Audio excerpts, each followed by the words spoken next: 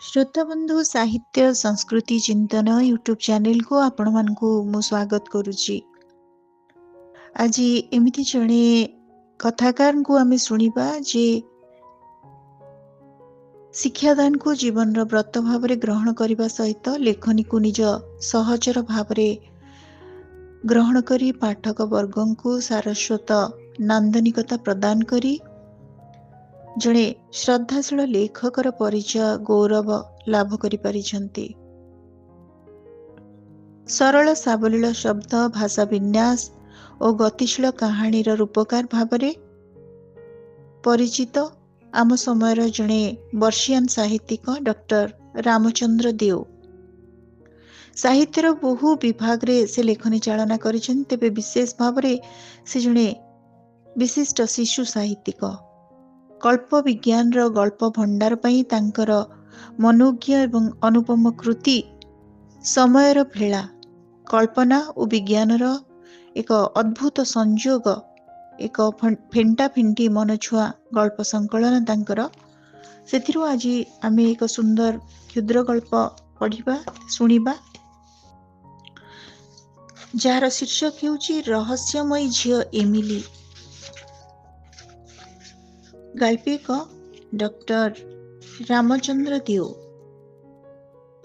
संबलपुर विश्वविद्यालय प्राध्यापक doctor Srinivas गंतायत America भ्रमण रे जाई रहिले सान फ्रांसिस्को रे रहुथिबा तांकर जणे बंधुंक घरे से कैलिफोर्निया विश्वविद्यालय आणविक जीवविज्ञान विभाग प्रधान अध्यापक डॉक्टर पीटर एरिक्सन को सहित तांकर परिचय कराई दैथिले। से परिचय आलाप एवं आलापर बंधुत्व गढ़ी उठिबारे विशेष समय लागि नथिला।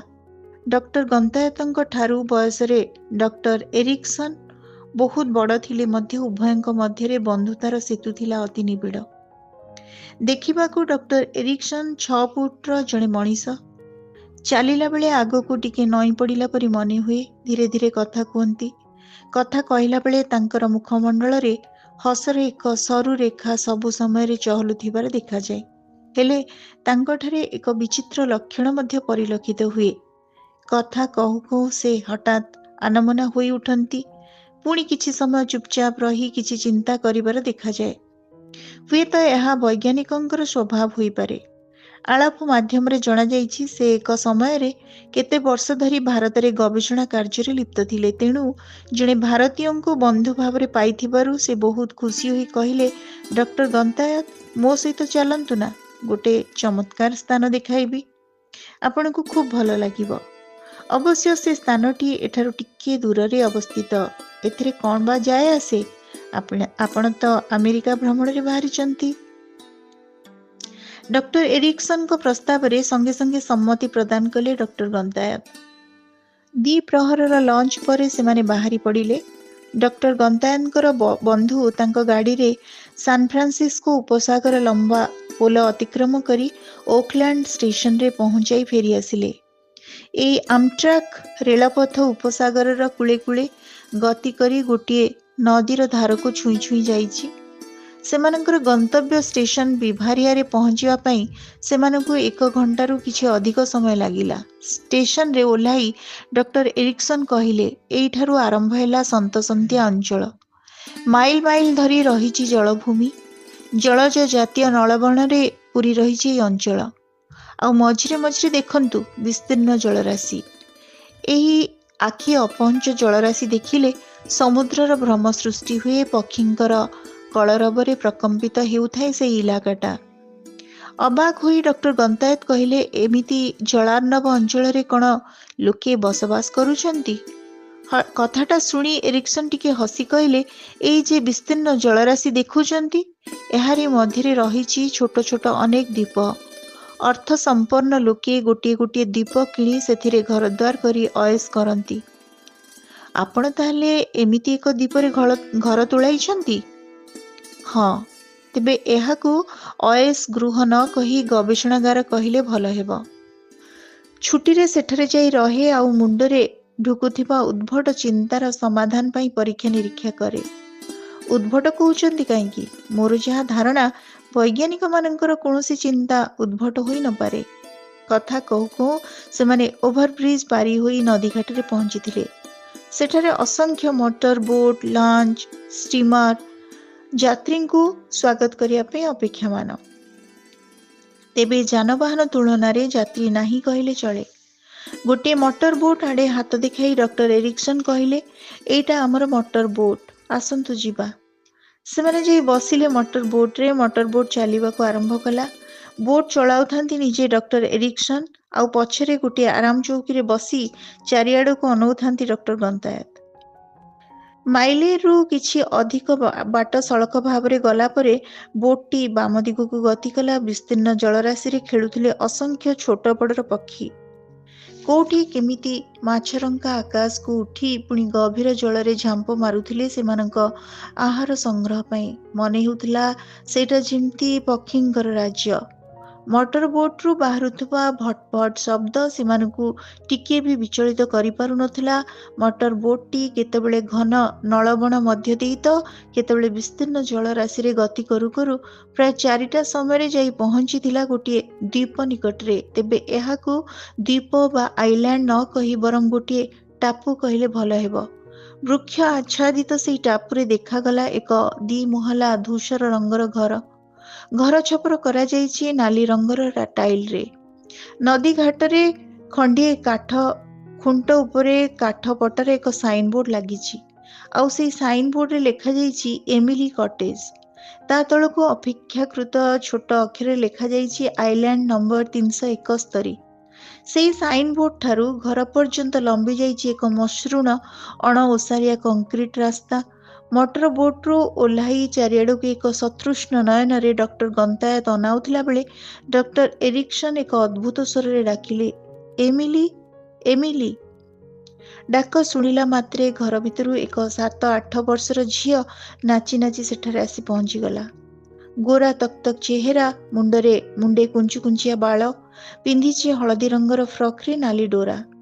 ପାଦର ଜୋତା କଳା ରଙ୍ଗର ହେଲେ ବି ଗଢ଼ଣଟା ଲମ୍ବାଳିଆ ନ ହୋଇ ଅସ୍ୱାଭାବିକ ଭାବରେ ଚାରିକୋଣିଆ।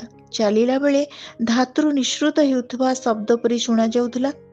ଝିଅଟି ଆଡ଼େ ଡକ୍ଟର ଗନ୍ତାୟତଙ୍କ ଦୃଷ୍ଟି ଫେରିଲା। ଦେଖିଲେ ତା ମୁଣ୍ଡର ମଝାମଝି ସ୍ଥାନରେ ଚୂଳ ଉପରେ ଗୋଟିଏ ଛୋଟ କାଚର ଟୋପି ଲାଗିଛି।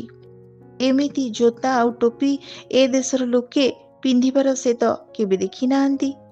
ଝିଅଟି ଦୌଡ଼ି ଆସି ଡକ୍ଟର ଏରିକସନ୍ଙ୍କୁ ଆହ୍ଲାଦରେ ଜଡ଼େଇ ଧରିଲା। ଏରିକସନ୍ ଝିଅଟିର ମୁଣ୍ଡରେ ହାତ ବୁଲଉ ବୁଲଉ କହିଲେ, ଏମିଲି, ତୋ ସହିତ ଏହାଙ୍କର ଆଳାପ କରାଇ ଦିଏ, କହି ଡକ୍ଟର ଗନ୍ତାୟତଙ୍କ ନାମଧାମ ସବୁ କହିଗଲେ। ଏମିଲି ତାର ନୀଳ ଚକ୍ଷୁ ନଚାଇ ଡକ୍ଟର ଗନ୍ତାୟତଙ୍କୁ ଅନେଇ ରହିଲା ବେଶ କିଛି ସମୟ। ଡକ୍ଟର ଏରିକସନ୍ ଡକ୍ଟର ଗନ୍ତାୟତଙ୍କ ଆଡ଼େ ଅନେଇ ଟିକିଏ ମୁରୁକି ହସି କହିଲେ, ଏ ହେଉଛି ମୋ ଗେହ୍ଲା ଝିଅ ଏମିଲି। ହ୍ୟାଣ୍ଡଶେକ୍ ପାଇଁ ଏମିଲି ହାତ ବଢ଼େଇଲା।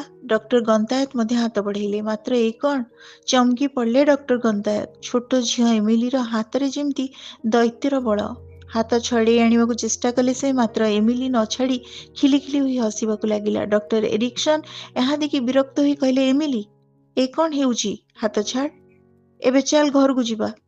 ସଙ୍ଗେ ସଙ୍ଗେ ଏମିଲି ହାତ ଛାଡ଼ି ଆଗକୁ ଚାଲିବାକୁ ଲାଗିଲା। ଡକ୍ଟର ଗନ୍ତାୟତଙ୍କ ଆଡ଼କୁ ଅନେଇ ଡକ୍ଟର ଏରିକସନ୍ କହିଲେ, ଏମିତି ଏକ ନିର୍ଜନ ଦ୍ୱୀପରେ ଗୋଟେ ଛୋଟ ଝିଅକୁ ଦେଖି ଆପଣ ନିଶ୍ଚୟ ଆଶ୍ଚର୍ଯ୍ୟ ହୋଇଗଲେ ନା? ହଁ, ଗଭୀର ନିଶ୍ୱାସ ଛାଡ଼ି ଡକ୍ଟର ଗନ୍ତାୟତ କହିଲେ। ସାମାନ୍ୟ ହସି ଏରିକସନ୍ କହିଲେ, ଏମିଲି ଏମିତି ସେମିତି ସାଧାରଣ ଝିଅ ନୁହେଁ। ତାର ଦେହର ବଳ, ବୁଦ୍ଧି ଶୁଦ୍ଧି ସବୁକିଛି ତା ବୟସର ଝିଅ ଅପେକ୍ଷା ଅନେକ ଗୁଣ ବେଶୀ। ଆପଣ କ'ଣ ନୋବେଲ ପୁରସ୍କାର ବିଜେତା ଆଣବିକ ଜୀବବିଜ୍ଞାନୀ ଜାଙ୍କ ମୋଦଙ୍କ ନାମ ଶୁଣିଛନ୍ତି? ଶୁଣିଛି, କିନ୍ତୁ କାହିଁକି କୁହନ୍ତୁ ତ? ନୋବେଲ ପୁରସ୍କାର ପାଇଲା ପରେ ସେ ବ୍ରିଟିଶ ବେତାର ସଂସ୍ଥାକୁ ଏକ ଇଣ୍ଟରଭ୍ୟୁରେ କ'ଣ କହିଥିଲେ ଜାଣନ୍ତି? ମଣିଷ କେବଳ ମାତ୍ର ଏକ ଯନ୍ତ୍ର, ଗବେଷଣାଗାରରେ ମଧ୍ୟ ତିଆରି କରାଯାଇପାରେ। ଆତଙ୍କରେ ଶିହରି ଉଠିଲେ ଡକ୍ଟର ଗନ୍ତାୟତ କହିଲେ, ଆପଣ ତାହେଲେ ଏମିଲିକୁ ଗବେଷଣାଗାରରେ କଥା ଶେଷ କରିବାକୁ ନ ଦେଇ ଡକ୍ଟର ଏରିକସନ୍ ହୋ ହୋ ହୋଇ ହସି ଉଠିଲେ। ନା ନା, ଏମିଲି ତୁମ ଆମ ପରି ରକ୍ତ ମାଂସର ଗଢ଼ା ମଣିଷ। ମୋର ସ୍ତ୍ରୀ ତାକୁ ଜନ୍ମ ଦେଇ ସାରିଲା ପରେ ମୃତ୍ୟୁବରଣ କରିଛନ୍ତି। ବହୁ ଯତ୍ନରେ ତାକୁ ମୁଁ ଲାଳନ ପାଳନ କରିଛି। ତେବେ ସେ ଏକ ଅସାଧାରଣ ପ୍ରକୃତିର ଝିଅ। ତେବେ ଆପଣ ଜାଙ୍କ ମୋଦଙ୍କ କଥା ଉଠାଇଲେନି କାହିଁକି? ପ୍ରଶ୍ନଳ ଆଖିରେ ଅନେଇ ଡକ୍ଟର ଗନ୍ତାୟତ ପଚାରିଲେ। एकदा प्यारिसरे मु जांकमोदଙ୍କ सहकर्मी थिली। ତାଙ୍କର ଥିଓରି ହେଲା ମଣିଷ ମୂଳତଃ ଏକ ଯନ୍ତ୍ର ହୋଇଥିବାରୁ ଯନ୍ତ୍ରର ଶକ୍ତି ବଢ଼ାଇଲା ପରି ତାର ଶକ୍ତି ମଧ୍ୟ ବଢ଼ାଯାଇପାରେ, ଏମିତିକି ବୁଦ୍ଧି, ଶୁଦ୍ଧି ଓ ଶରୀରର ଶକ୍ତି ମଧ୍ୟ। ଆପଣ ନିଶ୍ଚୟ କ୍ଲୋନିଂ ସମ୍ବନ୍ଧରେ ଜାଣିଛନ୍ତି। ଏହି କ୍ଲୋନିଂ ମାଧ୍ୟମରେ ନିଜର ଇଚ୍ଛା ଅନୁଯାୟୀ ମଣିଷ ସୃଷ୍ଟି କରାଯାଇପାରେ। ଛାଡ଼ନ୍ତୁ ସେ କଥା, ଆପଣ କ୍ଳାନ୍ତ। ଆସନ୍ତୁ ଏବେ ଘର ଭିତରକୁ ଯିବା। କବାଟ ଖୋଲି ଡକ୍ଟର ଏରିକ୍ସନ ଭିତରେ ପଶିଲେ। ପଛେ ପଛେ ଚାଲିଥାନ୍ତି ଡକ୍ଟର ଗନ୍ତାୟତ। ଘରଟା ଅନେକ ଦିନରୁ ବ୍ୟବହାର ହୋଇନଥିବା ପରି ଜଣାଯାଉଥିଲା। ଅସଜଡ଼ା ଆସବାବପତ୍ର, ଅଧିକାଂଶ ସ୍ଥାନ ବୁଢ଼ିଆଣୀ ଜାଲରେ ଛନ୍ଦି ହୋଇ ରହିଛି। କେମିତି ଏକ ଅସନା ଗନ୍ଧର ଆଭାସ ମଧ୍ୟ ବାରି ହୋଇ ପଡ଼ୁଛି। ସିଢ଼ି ଚଢ଼ି ଡକ୍ଟର ଏରିକ୍ସନ ଉପର ଘରକୁ ନେଇଗଲେ। ଏହି ଘରଟି ଥିଲା ଅପେକ୍ଷାକୃତ ପରିଷ୍କାର ପରିଚ୍ଛନ୍ନ। ଏକ ଚେୟାର ଦେଖେଇ ଡକ୍ଟର ଏରିକ୍ସନ କହିଲେ, ଡକ୍ଟର ଗନ୍ତାୟତ, ଏଠାରେ ବସନ୍ତୁ, ମୁଁ କଫିର ବ୍ୟବସ୍ଥା କରେ। ଡକ୍ଟର ଏରିକ୍ସନ ଚାଲିଗଲା ପରେ ଡକ୍ଟର ଗନ୍ତାୟତ ପଛ କବାଟ ଖୋଲି ବାଲକୋନିରେ ଯାଇ ଛିଡ଼ା ହେଲେ। ଦୂରରୁ ବେଶ ପରିଷ୍କାର ଭାବେ ଜଙ୍ଗଲ ଦେଖାଯାଉଥିଲା। ସୂର୍ଯ୍ୟ ପଶ୍ଚିମ ଦିଗକୁ ଢଳି ସାରିଥିଲେ। ସିନ୍ଦୁର ବୋଳା ଆକାଶଟା ପ୍ରତିବିମ୍ବିତ ହୋଇଥିଲା ନିକଟସ୍ଥ ଜଳରାଶିରେ। ପ୍ରାକୃତିକ ସୌନ୍ଦର୍ଯ୍ୟଭରା ସ୍ଥାନଟିକୁ ଦେଖି ମୁଗ୍ଧ ହେଉଥିଲେ ଡକ୍ଟର ଗନ୍ତାୟତ। ଏହି ସମୟରେ ତାଙ୍କର ଦୃଷ୍ଟି ଯାଇ ଅଟକିଲା ଗୋଟେ ସ୍ଥାନରେ। ଦେଖିଲେ ଜଳ ସଂଲଗ୍ନ ଏକ ପଥର ଖଣ୍ଡ ଉପରେ ବସିଛି ଏମିଲି। ଗୋଡ଼ ଦୁଇଟା ତାର ଖେଳି ବୁଲୁଛି ପଥରକୁ ଲାଗିଥିବା ସ୍ଥିର ଜଳରାଶି ମଧ୍ୟରେ। ଆଶ୍ଚର୍ଯ୍ୟ ହୋଇ ଅନେଇ ରହିଲେ ଡକ୍ଟର ଗନ୍ତାୟତ। ଏକାକୀ ଏ ପିଲାଟି କ'ଣ କରୁଛି ସେଠାରେ? ତାପରେ ଗୋଟିଏ ପରେ ଗୋଟିଏ ପ୍ରଶ୍ନ ଜାଲରେ ଛନ୍ଦି ହୋଇଗଲେ ଡକ୍ଟର ଗନ୍ତାୟତ। ଏଡ଼େ ବଡ଼ ନିର୍ଜନ ସ୍ଥାନରେ ଏଡ଼େ ବକଟେ ଝିଅଟେ କେମିତି ରହୁଛି ଏକା? କ'ଣ ଖାଉଛି? ଏ ଦେଶର ଲୋକେ ତ ରୋଷେଇବାସର ଧାର ଧରନ୍ତି ନାହିଁ। ପାଖରେ ସହର ବଜାର କିଛି ନାହିଁ। ତେବେ ଚଳୁଛି କେମିତି? ହଠାତ୍ ଆଖି ବୁଲେଇ ଡକ୍ଟର ଗନ୍ତାୟତଙ୍କ ଆଡ଼େ ଅନେଇଲା ଏମିଲି। ହସି ହସି ତାଙ୍କ ଆଡ଼େ ହାତ ହଲେଇଲା। ଡକ୍ଟର ଗନ୍ତାୟତ ମଧ୍ୟ ହାତ ହଲାଇଲେ। ତାପରେ ସେ କେଇ ପାଦ ଆଗକୁ ଆଗେଇ ଆସି କହିଲା, ଏଠାକୁ ଆସନ୍ତୁ, ଆପଣଙ୍କୁ ଗୋଟେ ନୂଆ ଜିନିଷ ଦେଖେଇବି। ବାଲକୋନିର ଗୋଟିଏ ପାଖରେ କାଠର ଗୋଟେ ଘୁରାଣୀ ସିଡ଼ି ଲାଗିଛି ତଳକୁ। ଡକ୍ଟର ଗନ୍ତାୟତ ସେଇ ସିଡ଼ିରେ ଓହ୍ଲାଇ ଗଲେ ତା ପାଖକୁ। ଭୟ ନ ହେଲେ ବି ଅସ୍ୱସ୍ତିକର ଲାଗୁଥାଏ ଡକ୍ଟର ଗନ୍ତାୟତଙ୍କୁ। ଏମିଲି ପାଖ ଗଛ ଉହାଡ଼କୁ ଦୌଡ଼ି ଯାଇ ଗୋଟିଏ ସ୍ଥାନରେ ଠିଆ ହେଲା। ତା ପାଖକୁ ଗଲେ ଡକ୍ଟର ଗନ୍ତାୟତ। ଦେଖିଲେ ଏମିଲି ଗୋଟେ ପଥରର କବର ପାଖରେ ଠିଆ ହୋଇଛି। କବର ଆଡ଼େ ହାତ ଦେଖେଇ ବୋକାଙ୍କ ଭଳି ସେ ଅନେଇ ରହିଲେ ଡକ୍ଟର ଗନ୍ତାୟତଙ୍କ ଆଡ଼େ।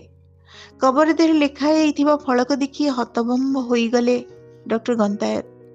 ସେଥିରେ ଲେଖା ଅଛି, ଏମିଲି ଏରିକ୍ସନ, ଜନ୍ମ ଜୁନ 1 ତାରିଖ 1940, ମୃତ୍ୟୁ 10 ଅକ୍ଟୋବର 1948। କମ୍ପିତ କଣ୍ଠରେ ଡକ୍ଟର ଗନ୍ତାୟତ ପଚାରିଲେ, ଏଇଟା କାହାର କବର? ଏମିଲିର? ଏମିଲି ଶ୍ୱାସରୁଦ୍ଧ କଣ୍ଠରେ ଉତ୍ତର ଦେଲା, ମୋର। ମୁଣ୍ଡ ଘୂରିଗଲା ଡକ୍ଟର ଗନ୍ତାୟତଙ୍କର। ସେ ଅନୁଭବ କଲେ ତାଙ୍କର ପାଦ ତଳୁ ମାଟି ଯେମିତି ଧୀରେ ଧୀରେ ତଳକୁ ଖସୁଛି। ଭୟାର୍ତ୍ତ କଣ୍ଠରେ ସେ କ'ଣ କହିବାକୁ ଯାଉଥିଲେ, ଏହି ସମୟରେ କାହାର ପାଦ ଶବ୍ଦ ଶୁଣି ସେ ପଛକୁ ଅନେଇଲେ। ଦେଖିଲେ ଡକ୍ଟର ଏରିକ୍ସନ କ୍ଷିପ୍ର ପଦକ୍ଷେପରେ ଏମିଲି ଆଡ଼କୁ ଆସୁଛନ୍ତି। ସେ ଏମିଲି ପାଖକୁ ଆସି କହିଲେ, ଦୁଷ୍ଟ ଝିଅ, ଘରକୁ ଯା କହୁଛି ନା। ତାପରେ ସେ ଡକ୍ଟର ଗନ୍ତାୟତଙ୍କ ହାତ ଧରି ଟାଣି ଆଣି କହିଲେ, ଆସନ୍ତୁ, କଫି ରେଡି। ଏ କବର କାହାର ଡକ୍ଟର ଏରିକ୍ସନ? ଧୀର ଶାନ୍ତ କଣ୍ଠରେ ପଚାରିଲେ ଡକ୍ଟର ଗନ୍ତାୟତ। ଏରିକ୍ସନ ଉତ୍ତର ଦେବା ପୂର୍ବରୁ ଏମିଲି ଆଡ଼େ ଅନେଇଲେ। ଧୀର ପ୍ରସ୍ତର ମୂର୍ତ୍ତି ଭଳି ଛିଡ଼ା ହୋଇଛି ଝିଅଟା। ଏରିକ୍ସନ ଧମକ ଦେଲା ସ୍ୱରରେ କହିଲେ, କ'ଣ ହେଲା? ଆସୁନୁ କାହିଁକି? ଏମିଲିର ଚକ୍ଷୁ କ୍ରମେ ଯେମିତି ନିମିଳିତ ହୋଇ ଆସୁଛି।